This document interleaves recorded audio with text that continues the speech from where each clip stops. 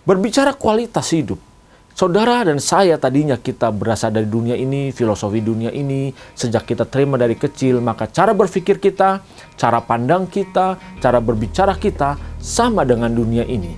Maka kualitas hidup kita sama dengan dunia ini.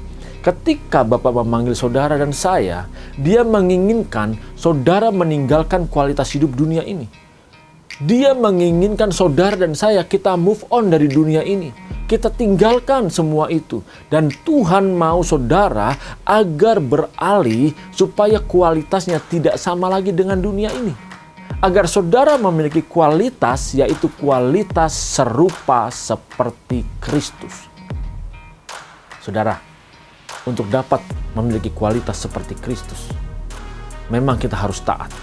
100% taat. Atau tidak sama sekali. Kalau kita masih ada 1% saja menyisakan, berarti kita tidak pernah bisa memiliki kualitas seperti Kristus.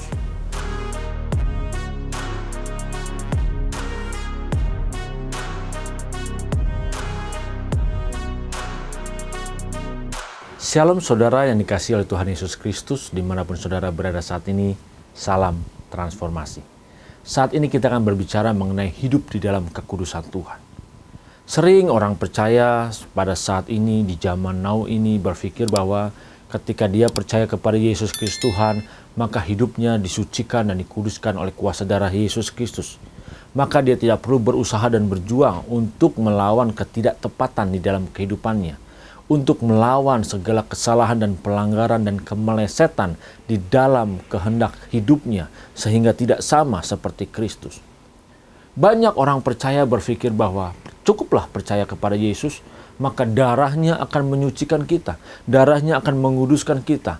Lalu kita tidak usah susah payah berjuang untuk kita berbuat baik, kita berbuat seperti apa yang Bapa kehendaki. Saudara, firman Tuhan tidak pernah mengajarkan seperti itu. Justru firman Tuhan mengajarkan kepada kita, mari kita untuk terus berjuang agar kita dapat hidup di dalam kekudusan Tuhan. Saudara, mari kita lihat firman Tuhan. Dari 1 Petrus 1 ayat 15-16, firman Tuhan berkata, "Tetapi hendaklah kamu menjadi kudus di dalam seluruh hidupmu sama seperti Dia yang kudus yang telah memanggil kamu, sebab ada tertulis, kuduslah kamu sebab aku kudus." Saudara, untuk dapat hidup di dalam kekudusan Tuhan, tidak bisa tidak kita harus taat terhadap kehendak Bapa. Kalau kita tidak pernah mengambil keputusan untuk taat terhadap kehendak Tuhan, maka kita tidak akan pernah bisa hidup di dalam kekudusan Tuhan. Berbicara kita disucikan dan dikuduskan dengan kuasa darah Tuhan Yesus Kristus adalah kita diterima walaupun kita masih bersalah. Kita diterima walaupun kita masih berdosa. Kita dianggap benar. Saudara, kalau berbicara dianggap benar, saudara yang belum benar, saudara yang jahat, saudara yang hidupnya tidak suci dan kudus, percaya kepada Yesus Kristus Tuhan, lalu dikatakan disucikan dengan kuasa darah Tuhan Yesus Kristus. Kita harus ingat, di sini berarti saudara yang tidak benar, maka diterima oleh Bapa di surga dan dianggap benar. Berarti hidup saudara belum benar. Nah, inilah kasih karunia tersebut, saudara. Ketika saudara menerima kasih karunia bahwa saudara dianggap benar, berarti saudara punya tanggung jawab.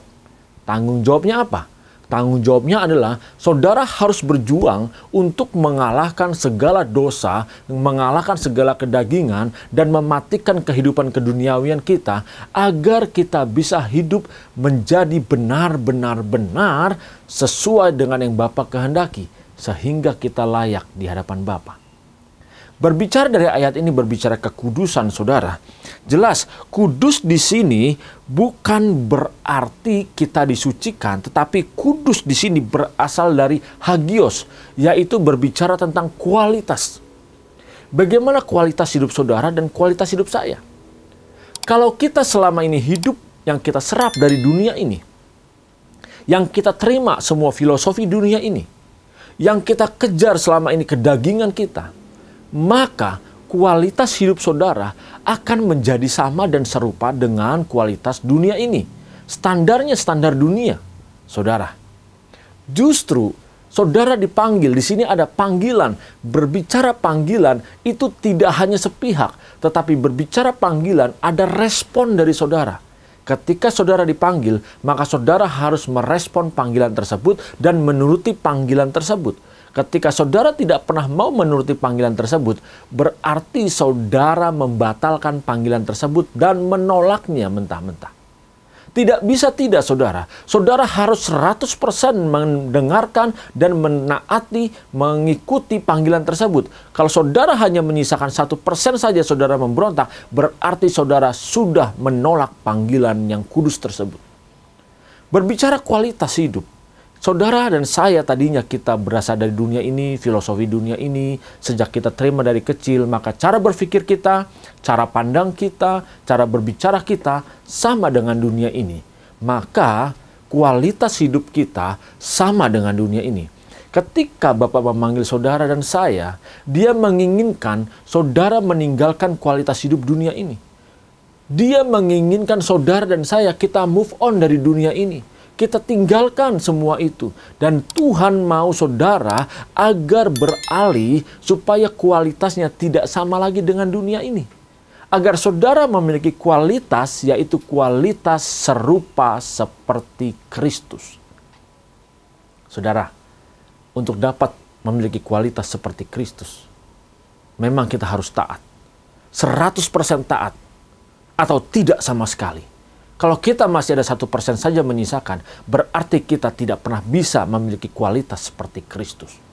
Kalau saudara beriman kepada Yesus Kristus Tuhan, maka harus dibuktikan bahwa kualitas hidup saudara harus serupa seperti Kristus.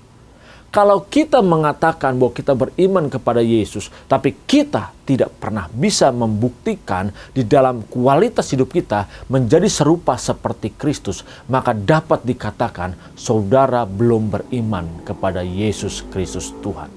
Berbicara beriman kepada Yesus Kristus Tuhan, bukan berbicara pengaminan akal kita, bukan berbicara kita hanya percaya dalam pikiran kita bahwa Yesus sebagai Tuhan.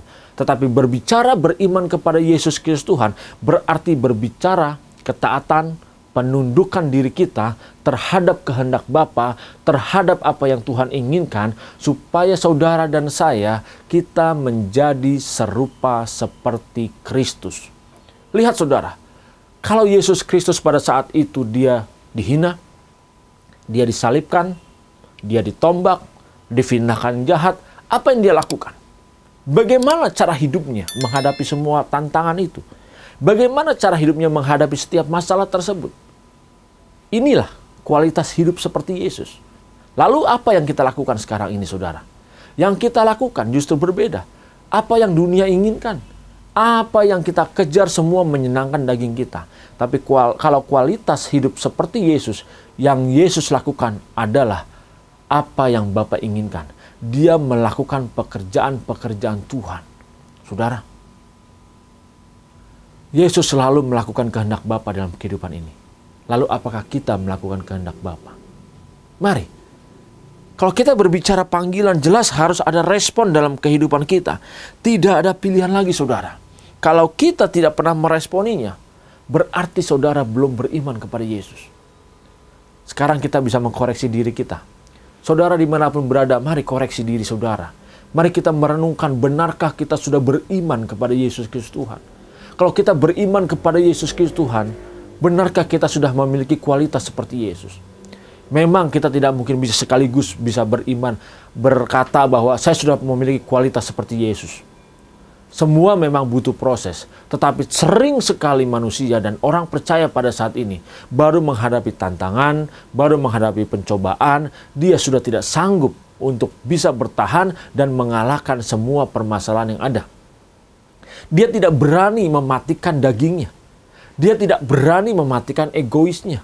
Dia tidak berani mematikan arogansi dalam kehidupannya. Yang dia kejar kekayaan, yang dia kejar kehormatan, yang dia kejar harga diri, semua barang-barang mewah, segala fasilitas dunia ini, itu yang dia kejar. Tapi lihat kalau kita memiliki kualitas seperti Yesus, justru yang dia lakukan apa, saudara? Yang dia lakukan adalah melakukan kehendak Bapa, bukan kehendak pribadinya. Orang percaya pada saat ini justru yang dia kejar adalah melakukan kehendak pribadinya. Dia percaya kepada Yesus, dia bukan tunduk kepada Yesus, tapi justru dia percaya kepada Yesus dan dia memperbudak Yesus dan memerintah Yesus untuk menggenapi apa yang dia inginkan, untuk memenuhi apa yang menjadi selera hidup manusia. Padahal yang benar seharusnya ketika kita percaya kepada Yesus Kristus Tuhan, kita harusnya tunduk dan taat terhadap kehendaknya. Bukan memerintah dia, tetapi kitalah, saudaralah yang diperintah oleh Bapa di surga agar kita mengikuti dan tunduk terhadap kehendaknya. Lihat perbedaan kualitas hidup di sini. Hidup orang percaya berbeda sekali, saudara. Yang dia lakukan adalah bagaimana dia melakukan kehendak Bapa dan dia tunduk terhadap perintah Bapa. Mari saudara, kita koreksi hidup kita. Kita introspeksi diri kita. Kalau kita masih melakukan kesalahan, ayo, saya mengajak saudara dimanapun berada saat ini. Mari, kita harus bisa mengambil keputusan untuk taat dan kita berani melangkahkan kaki kita untuk hidup bisa memiliki kualitas seperti Yesus Kristus Tuhan. Tuhan Yesus Kristus memberkati saudara. Salam transformasi.